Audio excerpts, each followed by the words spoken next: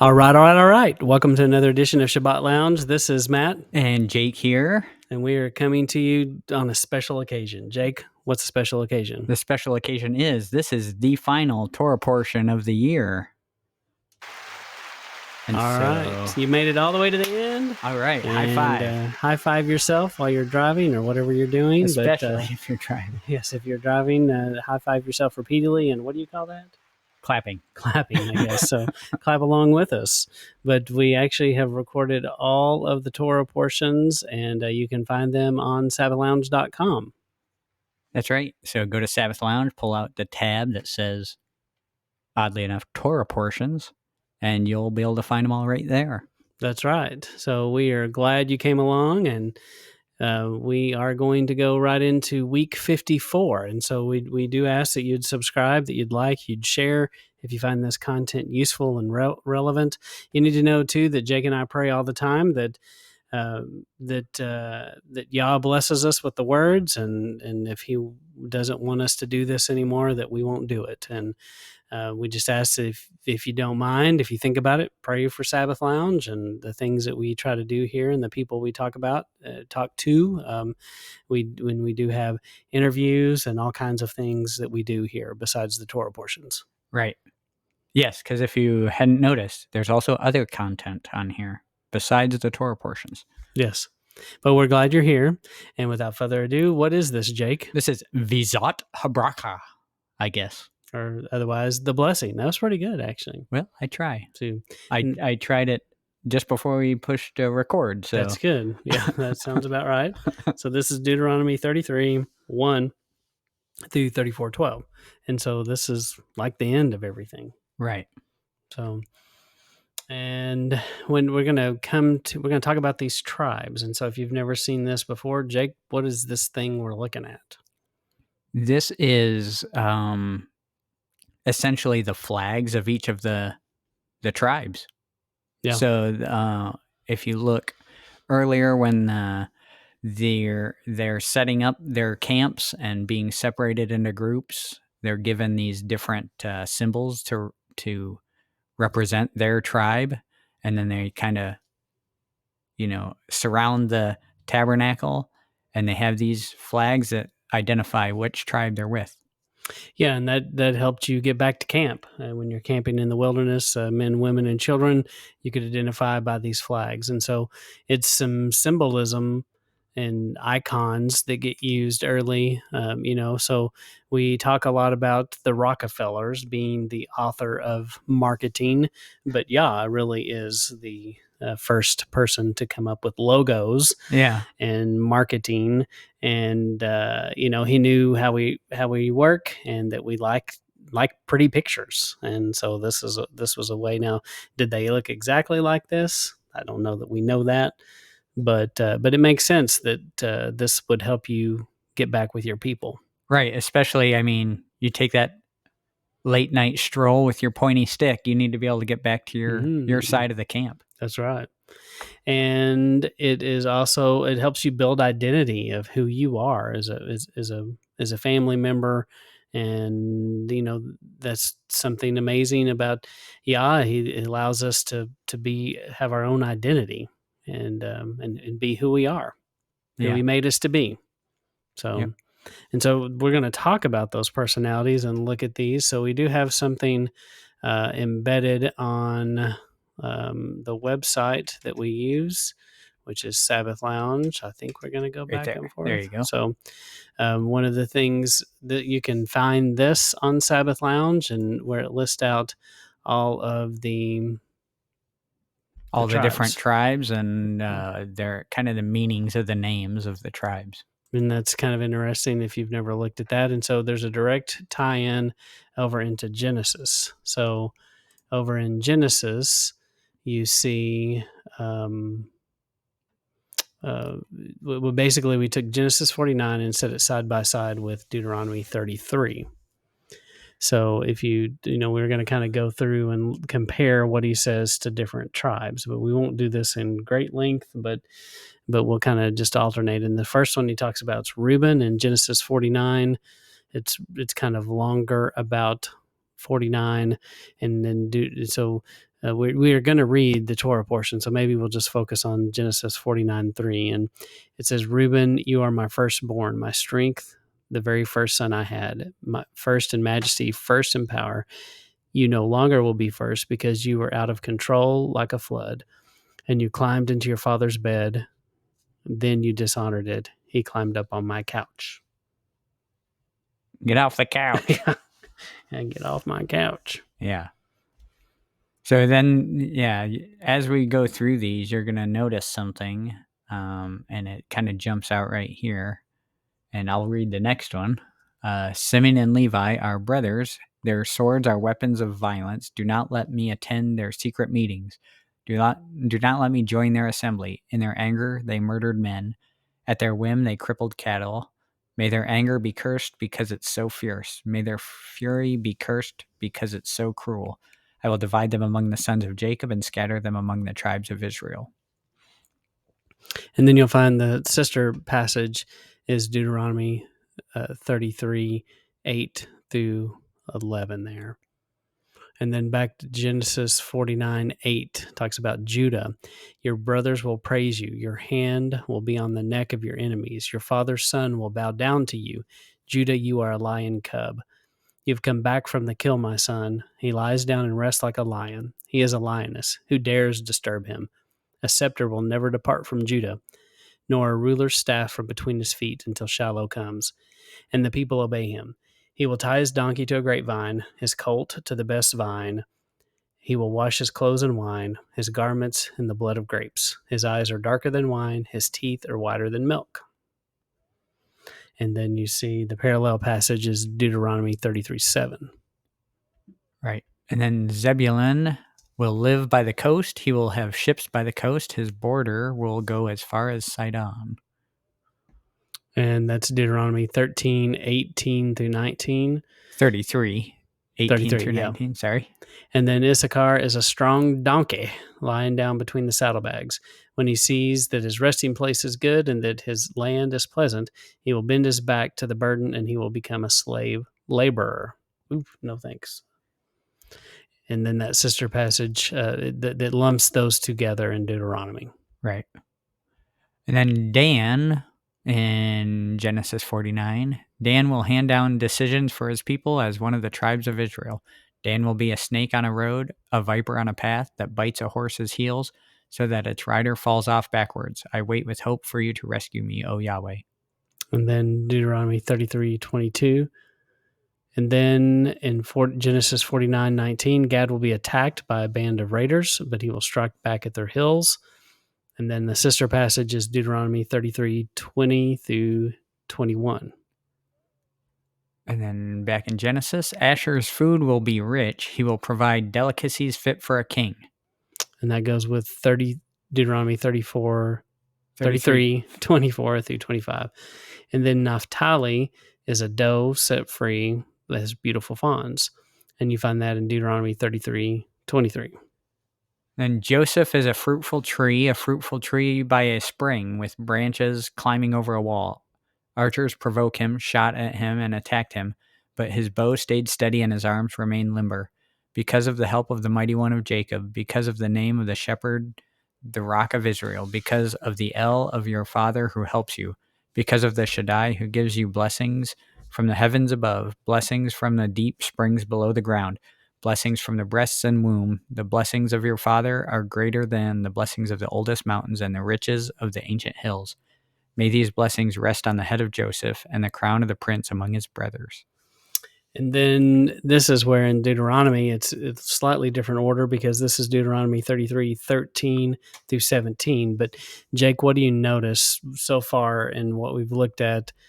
What stands out about the length of the particular tribes, each one? Looks like Joseph gets a lot more length. Yeah, quite a bit more. Just looking at percentages on the page as we scroll up, Judah had a bunch in Genesis, but less than Deuteronomy. Mm-hmm.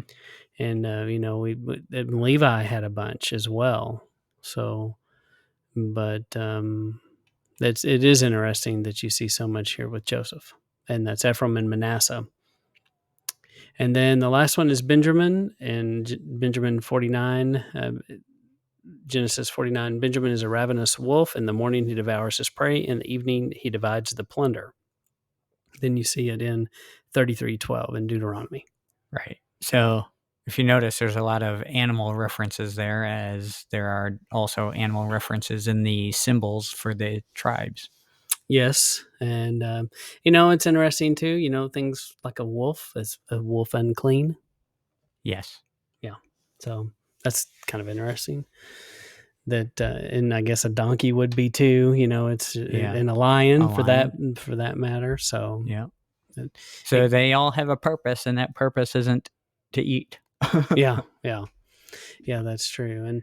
And yeah, but that's on the website. I will make that available. It'll be called Week 54 in the Torah portions, and I'll link it into the page with the Torah portions. Yep. Anything else? No. So we're going to go through each one of these and kind of see how why they kind of go together. Yeah. So, but before we do that, so let's go back to the presentation here we started. And Jake, have you thought about this? Why does the Torah portion finish at the fall feast? I have thought about it, but not enough to come to an answer. I just kind of thought, that's kind of interesting. Mm-hmm. I mean, because we started off saying week 54, whereas we all know there's 52 weeks in a year, right? Yeah. Oh, yeah. That's confusing too. So what did you come up with? Well, not that I claim to know anything, but it did kind of dawn on me today, because it's always perplexed me. First off, I kind of checked out, where did the Torah portions come from? Why do we do that? Who made those?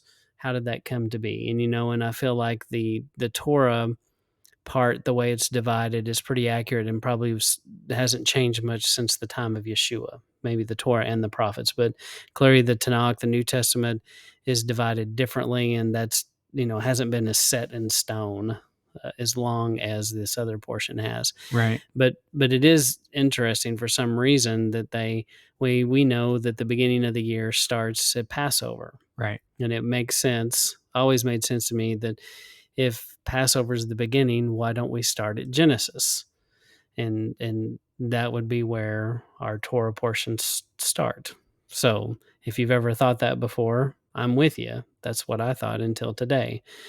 And then today it just kind of hit me. It makes sense that as we are coming in, we just had the day of shouting, Yom Teruah, and we anticipate the Messiah coming back, and the little sliver of the moon represents the light of his torch, of the groom coming back to get his bride.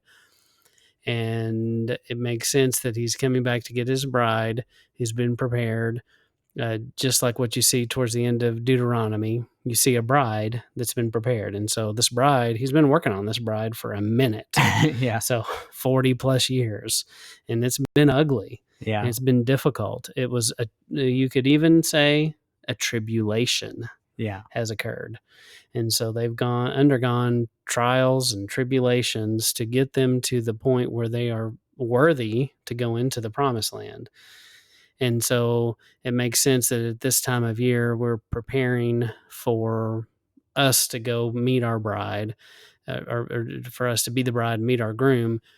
And that Deuteronomy is also kind of preparing them to go into the promised land. And there's a lot of references to heaven being the promised land, and that, whatever you think about what that's going to be and what that's New Jerusalem, that's all kinds of things there that you you could have an opinion on.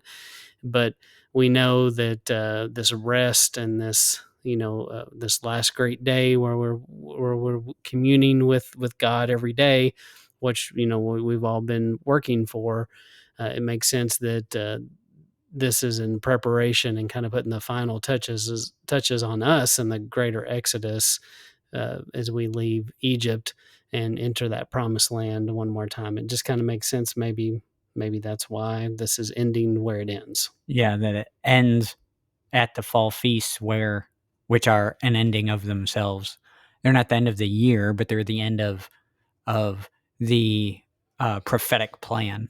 And you can even make an argument that you could argue all kinds of things here, but that when Yeshua comes back, some things are going to be different. We don't know, but there's kind of a tip of a hat, where he says, "Not one jot or tittle will pass from the law until the two witnesses of heaven and earth have passed away." And so, in this new millennium, there's going to be some things that pass away, and things are going to be different, and it kind of alludes that that would be a start for something new, and that would make sense on why you would start it here. Yeah. And it will make the other Exodus look like nothing, and so it makes sense that it would have its own kind of marker in time, different from what had been done before. Yeah. Yeah, I think that makes a lot of sense. But there are a lot of people that say this is the beginning of the civil year or something, and I don't know. I think that's just all tradition, man-made tradition, really. Yeah, I think that's Babylonian, essentially. Yeah. But I don't know. You tell me what you think. Put it in comments. Maybe I'm crazy. Maybe that's all way off. Maybe that made no sense. I don't know. Just let us know. Well, I think too, and I've heard this a few times and was reminded of it recently, how when you look at the creation account, it kind of starts with his voice shouting, the creation existing because of the words that he speaks into existence. And so that's like a shout. It's almost like it actually started at Yom Teruah, Day of Trumpets, Day of Shouting. And then they have the 7 days of creation and rest. And then you kind of have your 10 days of awe there. And then you have this fall at what would seem to be a Day of Atonement kind of situation. And then they're expelled from the garden and off in their, Sukkoting into the wilderness at that point. So it almost seems like the trajectory of Scripture, it starts with the fall feasts and then carries on. The spring feasts have been fulfilled, and now we're back to fall feast preparation, essentially. So it's kind of come full circle, it seems. Yeah. And that's a good point. And it's a good point about just want to talk about, because we talked about it in our group on our last Shabbat, about the power of the word. And there is something interesting that happens in the word, because he talks a lot about blessed are the ones that hear the reading of the word, and there's just, or hear the word, and there's just a lot of this conversation about being blessed because you hear the word. And there's not talk of reading the word, although people could read, but there's something powerful about the spoken word, and especially when we speak his word out loud and listen to it. And so if you don't do that, you need to do that. Speak his word over your house, over your family, over everything you do. And it's a powerful thing. And, encourage you sometimes to go through these Torah portions and use, I have to say that Bible app that everyone has on a phone. The audio part on it's pretty good, and just play that, or whatever it is that, whichever version, or read it out whichever loud, one. Yeah. But just, having that, just play it and listen to it. Sometimes it's a different experience, and you might pick up something that you don't see when you read it, because sometimes maybe your mind is a little more free, because sometimes when you read it, you're literally focused on each letter. And when you're listening to the word being spoken to you, your focus is a little different, and maybe you can be a little more open to maybe some things, because you're not so dialed in on the word in front of you. Yeah. I don't know, just try it, see if it helps you. Use all your senses. That's right. But definitely there's power in the spoken word, and you see it at creation. Yeah. And it makes sense that those two events would be tied together. Exactly. So we'll move along. Put your thoughts in the comments. Yeah, let us know what you think. So Jake, I guess we'll just take turns. All right. So this is Deuteronomy chapter 33. Moses, the man of Elohim, blessed the Israelites with this blessing before he died.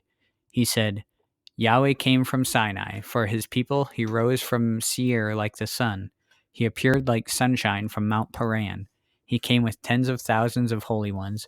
On his right was a raging fire for them. You certainly love your people.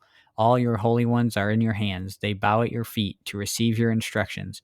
Moses gave us these teachings. They belong to the assembly of Jacob. All right. So, what that last thing say? You were talking about that earlier in verse 4 about belonging to the assembly of Jacob. So, I think you had some thoughts. Yeah. So let me read it in a different translation, see if it jumps out at you. Moses commanded us a law, even the inheritance of the congregation of Jacob. So where it says teachings here, that's really what Torah is. It's instructions, right? Moses gave us the Torah, and it's the inheritance of Jacob. So it's what Jacob has inherited. So why are we trying to get rid of the inheritance? Why does the church try to get rid of the inheritance that Israel has received? And I think part of it is because they don't realize they're Israel, or Yeah. supposed to be Israel. Well, and it's interesting too that he uses Jacob here, not Israel. Yeah. Because a lot of the times when you see, I've always heard it said, when you see Jacob, it's him in the flesh. When you see Israel, it's him in the spirit. Yeah. But also, to me, that's maybe done intentionally because, it's done on purpose this way. Yeah. And, I don't know that that's a hard and fast rule. I see it, kind of used interchangeably certain places. I think sometimes you can make that case, but I think other times you can't. Yeah. So it's kind of depends. You got to study that out. And it's interesting because many people would assume that this belonged to the Levites or even the tribe of Judah. Yeah. But he says specifically Jacob. Yeah. Which is all of us. It's all of them, right? Yeah. Which also goes to the fact that in Judges and other places and even in David, when we see people in such disarray, that you can't put it all on the priests and the Levites and say it's their fault. It was all of the people's fault because they should have known the things to do and they didn't follow the Torah and read it and they didn't hold they their didn't people hold anybody accountable. Yeah. Yeah, and if you've listened to our channel for any length of time, then you've heard us mention that there are other leaders besides the priests. Yeah. And they're meant to hold each other accountable. Yeah. Kind of a checks and balances. Yeah. Matt, what do you think about this verse here? He came with tens of thousands of holy ones. On his right was a raging fire for them. What do you mean on his right? I thought, he was the raging fire. Isn't that interesting? It is. It is. Is he talking about the cloud, the pillar of fire? That's what it sounds like. So another tens of thousands of holy ones, makes me think, it does say in different places where he basically says, I'm going to go out before you and I'm going to take care of this. Yeah. Yeah, I think this is also Yeshua language here. Oh, yeah. Right hand, basically. Yeah, that's good. Well, we'll continue on and we'll start in 33:5. Yahweh was king of Jeshurun when the leaders of the people assembled together with all the tribes of Israel. May the tribe of Reuben live and not die out, though their people are few in number. This is what he said about the tribe of Judah. Hear the cry of Judah, O Yahweh, and bring them to their people. They must defend themselves. Help them against their enemies. That seems quite perfunctory. Perfunctory? Yeah. That's a good word. I don't think it applies, but it came to mind. Yeah, that's fine. So, but no, I think prescient would be the better word, because prophetically, this cry of the cry of Judah. I mean, what do we know about history? They cried out a lot, and were destroyed a lot. Yeah, and yet, still maintained. I think of the Maccabees a lot when I think of this kind of thing here. they must defend themselves, help them against their enemies, and they've needed it. Oh yeah, yeah, So for I think sure. that's interesting. Mm-hmm. All right, continuing on. About the tribe of Levi, he said, "Your Thummim and Urim belong to your faithful people. You tested your people at Massa. You quarreled with them at the oasis of Meribah. They said that they didn't know their father and mother. They didn't recognize their own brothers. They didn't acknowledge their own children, but they obeyed your word and were faithful to the terms of your promise. They teach Jacob your rules and give Israel your teachings. They burn incense for you to smell and sacrifice burnt offerings on your altar." Once again, this one is interesting in 10 where it separates Jacob and Israel. So Jacob gets taught the rules, Israel gets the teachings. See, I would think that would be more along the lines of when he repeats himself. So I think I think he's accentuating the fact. He's linking Jacob and Israel as the same entity, right? So Maybe they so. teach Jacob your rules and give Israel your teachings. It's kind of the same thing. So Mm-hmm. I think he's just accenting the fact that that's what he's doing. Kind of similar when you see um, where he talks about faith and obedience. It's usually written similar to this.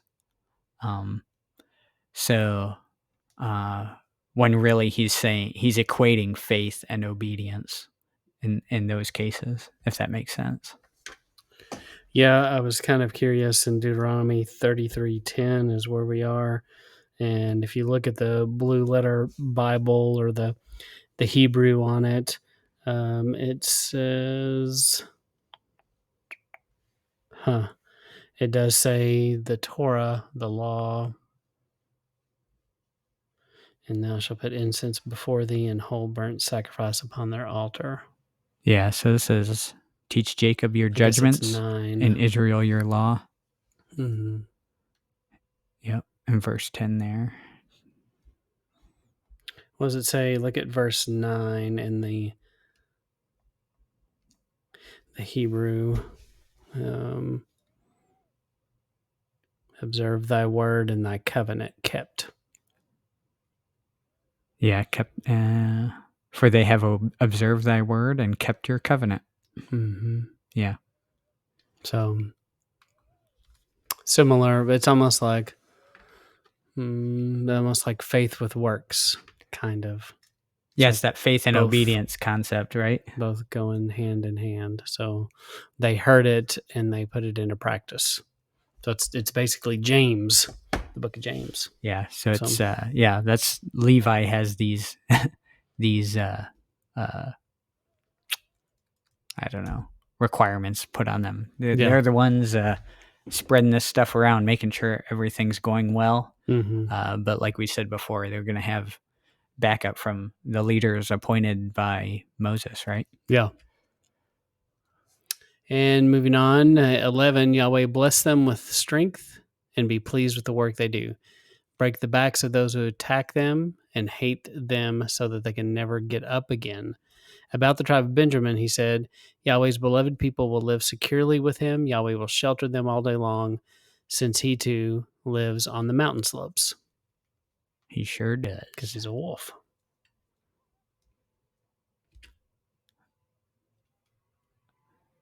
All right. About the tribes of Joseph, he said, "May Yahweh bless their land with water, the best gift heaven can send, with dew and deep springs below the ground. May Yahweh bless their land with crops, the best gift the sun can give, the best produce of each month, the finest fruits from the oldest mountains, the best from the ancient hills, and the most plentiful crops of the earth. May Yahweh bless their land with the favor of the one who is in the burning bush. May these blessings come to the tribes of Joseph. May they crown the people who are like princes in Israel." I like that. Yeah, lots of good stuff there. And we talked about a minute ago, Joseph gets this really long section here. And it's interesting that may they crown the people who are like princes in Israel. Yeah. So there is this concept of, being a prophet and a priest, or being sorry, not prophet and priest, but being a priest and king. Yeah. And definitely seems to be found here.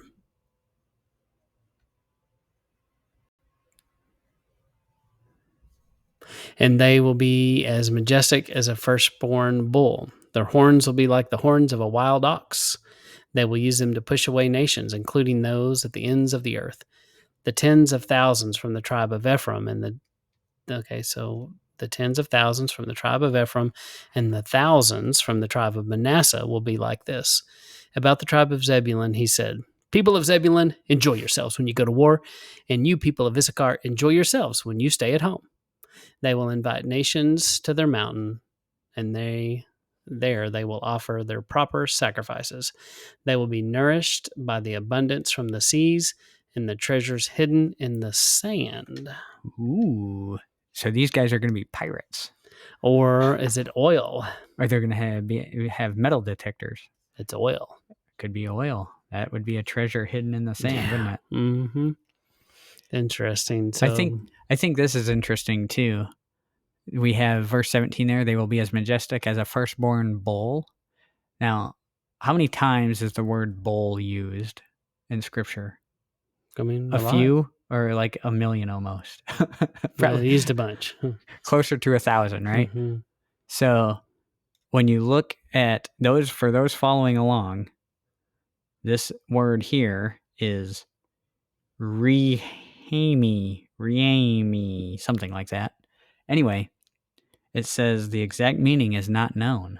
Oh. So why didn't they just use bull there if they meant bull? Mm-hmm. This version says unicorn. Oh. What do you think of them apples? Some people call that a rhinoceros. Some people do. Yes. I think the Bible calls it a rhinoceros. I think there's also alternate theories out there. Yeah. So get creative in the comments. Yeah. Let us know what you think that really is talking about. Yes, we want to see some unicorns. Don't put unicorns. just explain what you think it means. That's up to you. Okay, just don't put magical unicorns in Yes, magic's bad. About the tribe of Gad, he said, "Blessed is the one who gives the people of Gad more land. They wait there like a lion. They can tear off an arm or a head. They chose the best land for themselves. Indeed, a commander's piece of land was reserved for them. They were leaders of the people and did for Israel what Yahweh considers fair and honorable." About the tribe of Dan, he said, "The people of Dan are a lion cub. Out of Bashan, they pounce on their enemies."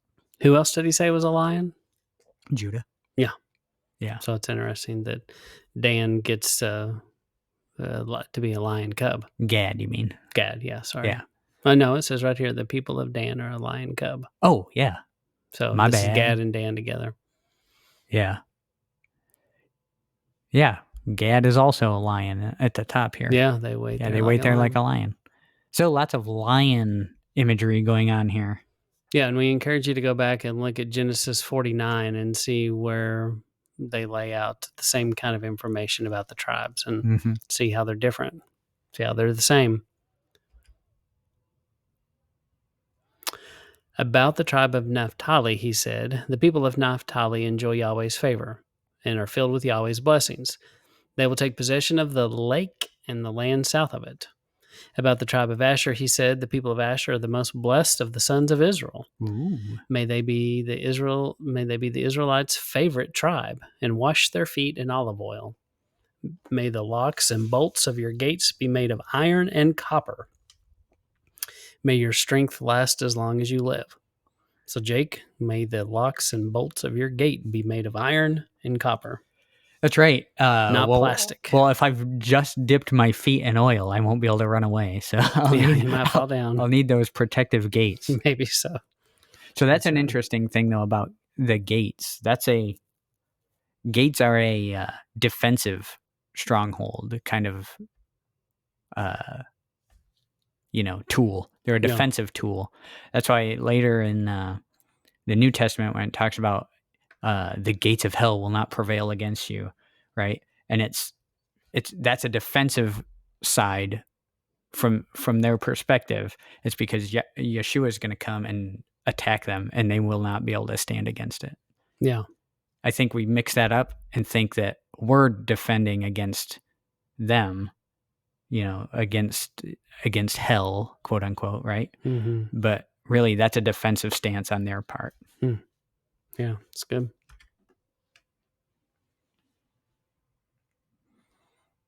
There's no one like your Elohim, Jeshurun. He rides through the heavens to help you. In majesty, he rides through the clouds. The eternal Elohim is your shelter, and his everlasting arms support you. He will force your enemies out of your way and tell you to destroy them. So Israel will live securely. Jacob's spring will be left alone in a land of grain and new wine. Dew will drip from Israel's skies. Ooh. Yeah, so this riding in the clouds, what kind of imagery does that remind you of? End times. Yeah. Yeshua coming back, and then 28. Once again you see Israel and Jacob. So I mean, there's something going on with the names. Yeah. Of where he's saying Israel lives securely, Jacob's spring will be left alone. So definitely painting this imagery of, you could argue, a new heaven, a new earth kind of thing, even a future thing that can happen here. So definitely is a good thing here. If your land is full of grain and new wine, and dew dripping from the sky would mean rain, and things are good. That's right. You need rain.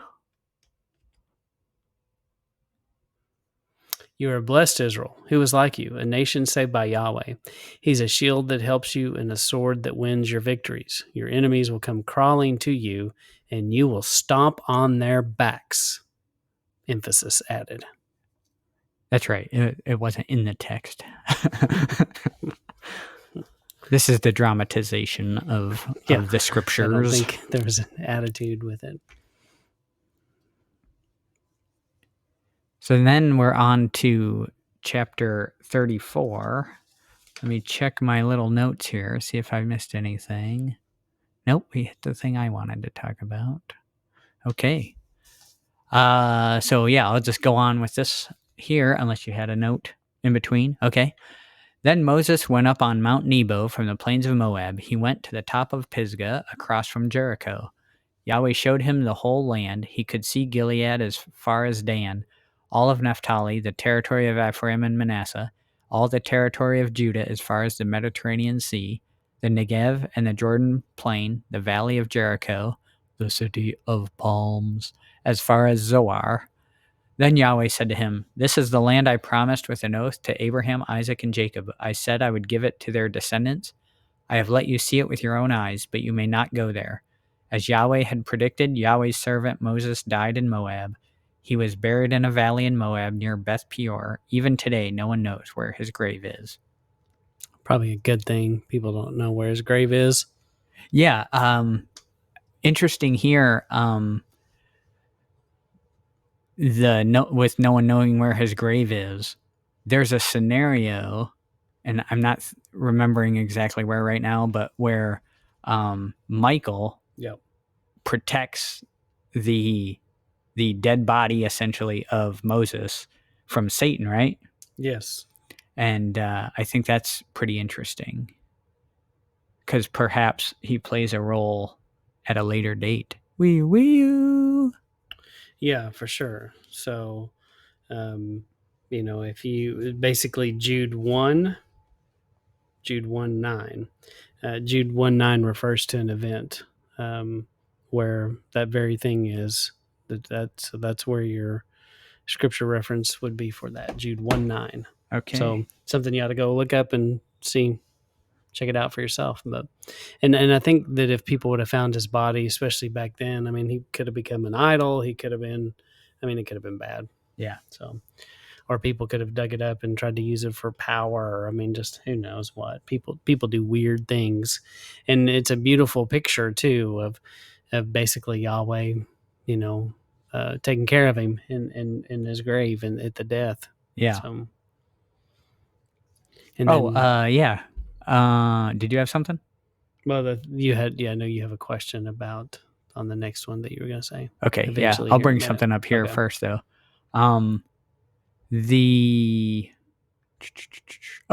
So when I read through this, it kind of made me think, I wonder if this is like the exact spot Abraham was standing when he was told, this will be your land. I You think know it's what I mean? possible. And it is similar in that one passage where he tells Moses to go up and look. I think it was on Mount Nebo or Pisgah when he said, go look northeast, southwest, and this is the land. Yeah, he's told him this before, Mm-hmm. and it's all around him, as in he's standing in the land. Yeah. Yeah. So tough moment. Yeah. The end of an era. Yep. Moses was 120 years old when he died. His eyesight never became poor. He never lost his physical strength. The Israelites mourned for Moses in the plains of Moab for 30 days. When the time of mourning for him was over, Joshua, son of Nun, was filled with the Ruach of wisdom because Moses had laid his hands on him. The Israelites obeyed him and did what Yahweh had commanded through Moses. There has never been another prophet in Israel like Moses, whom Yahweh dealt with face to face. He was the one Yahweh sent to do all the miraculous signs and amazing things in Egypt to Pharaoh, to all his officials, and his whole country. Moses used his mighty hand to do all the spectacular and awe-inspiring deeds that were seen by all of the Israelites. So a couple things here. Interesting is his age, 120 years old. So isn't this the age that Yahweh said, I will not strive with man for longer than 120 years, Mm-hmm. right? Mm-hmm. And then also explain how these 120 years are broken up in Moses' life.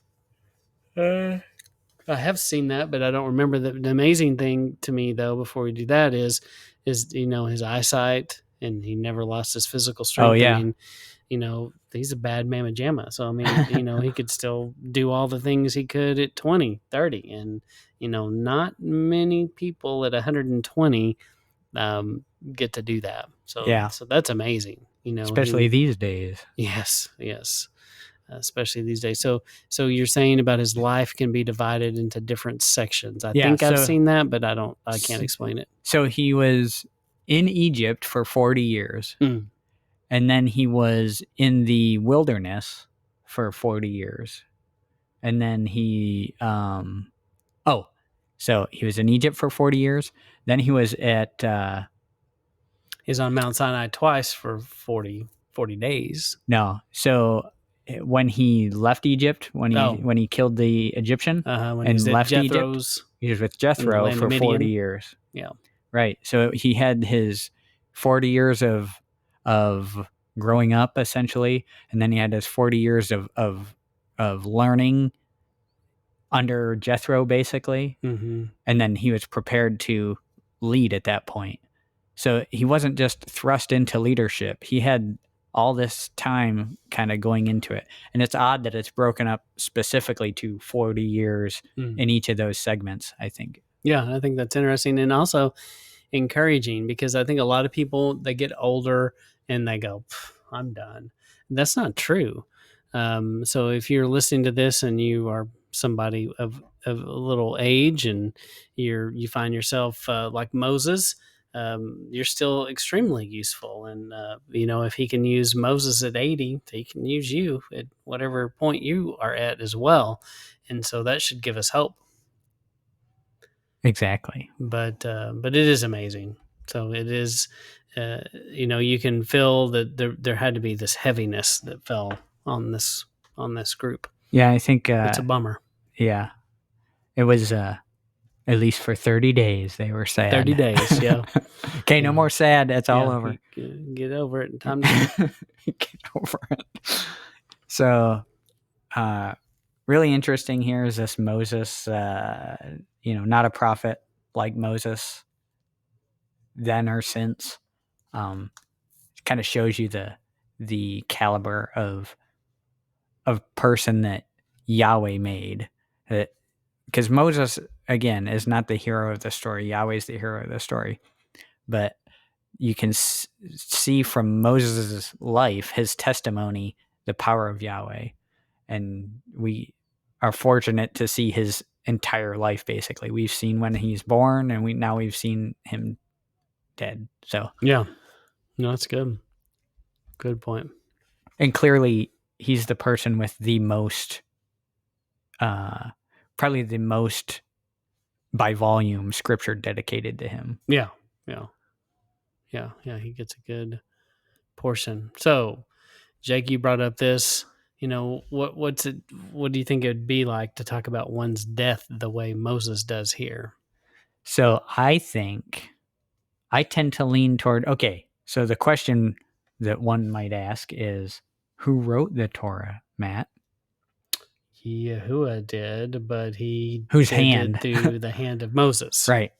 So that's the argument, right? Wow, Moses wrote the Torah. Did he write this very last part? That seems like that'd be hard to do. It seems like unless it. he did it right before he died. Yeah, I think your options would have to be, well, Yahweh gave him, the vision to see and know what to write down.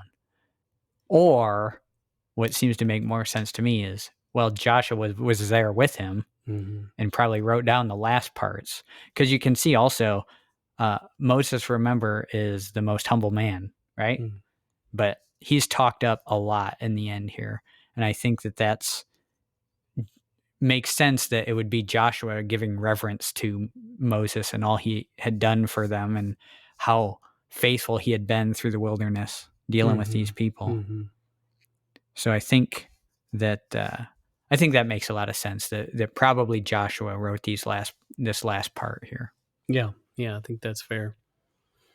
So I think we've come to the end of the entire Torah portions and time to start over. Yeah. So after you read this, roll that scroll back and or flip to the beginning. Yeah. And then start back over. And Jake can testify to this. If you have small children, the scroll rolling is something, does the Torah say roll back the scroll? No, there's not a scripture that says that, but clearly that's what we're doing when we go back and start in Genesis. But we live differently. We don't read off of a scroll. At least I don't. Maybe you do at home, but most of us don't do that. But it's a great thing to do with children, I believe. Yeah, and old people like it too. Yeah. So there's that. Well, Jake has done it before in our group, and he brought a big scroll and rolled it out on a big old table. And it's more complicated than you would think. It takes a minute. Yeah. You got to be good at scroll rolling. Yes. Just like, can you fold a map, Jake? Nope. Okay.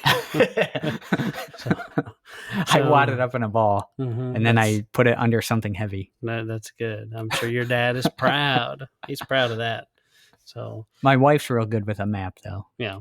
Well, somebody was talking about that the other day about nobody knows how to fold a map because, nobody under probably anyone under 30 never used a map. Yeah. That's like a map. Why would I use a map?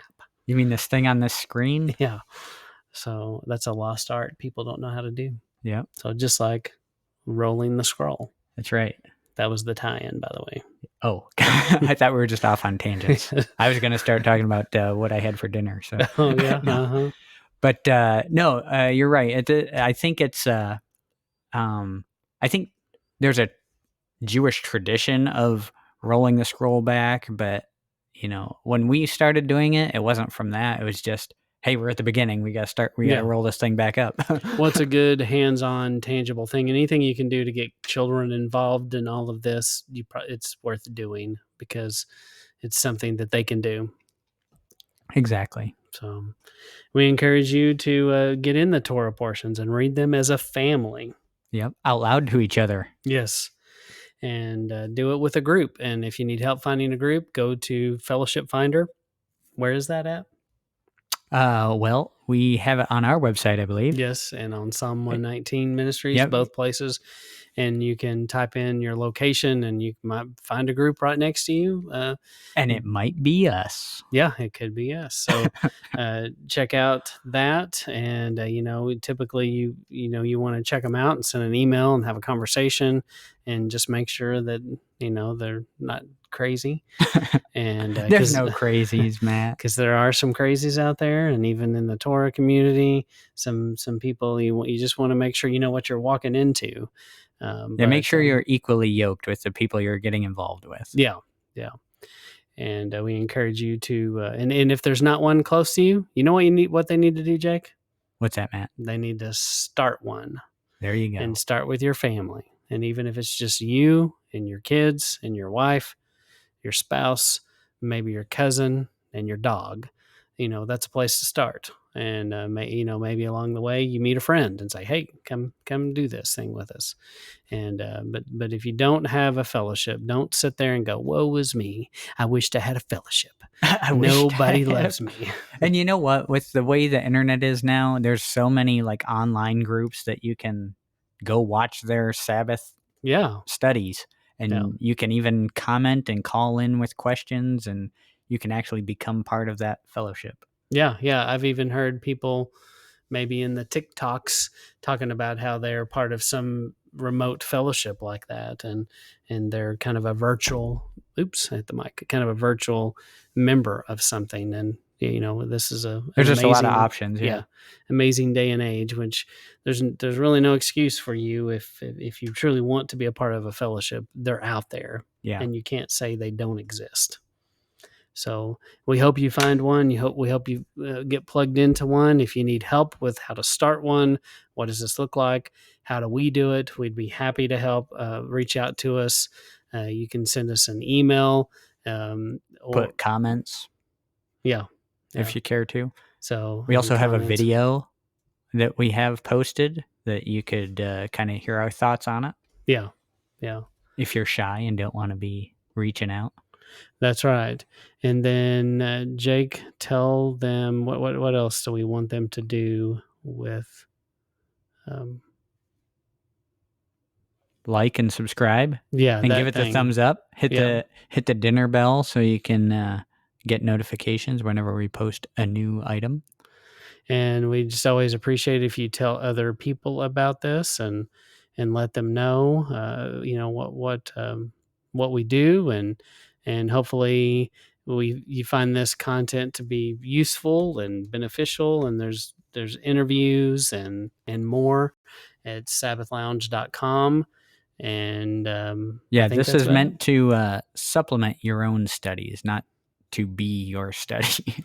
And we are kind of rambling, but we are kind of summing. I feel like we need to spend a minute just kind of summarizing, this Torah portion section, and that, there are many resources out there. We have one of many. If you don't like ours, find another one. They're out there. And so we borrowed heavily from may Rob Skiba rest in peace, but he has one on his website, and we built Torah portions that you click on and navigate through, very similar to what he did.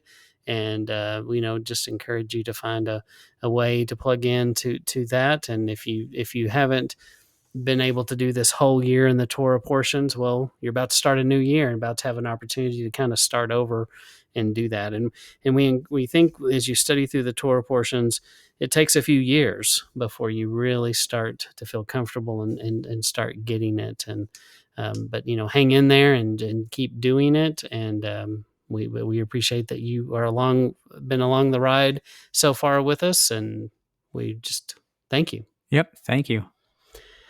And I think that's all the words I have to say, Jake. All right. So this has been Torah Portions with Matt and Jake. That's right. Yep, the end of the Torah portions for this current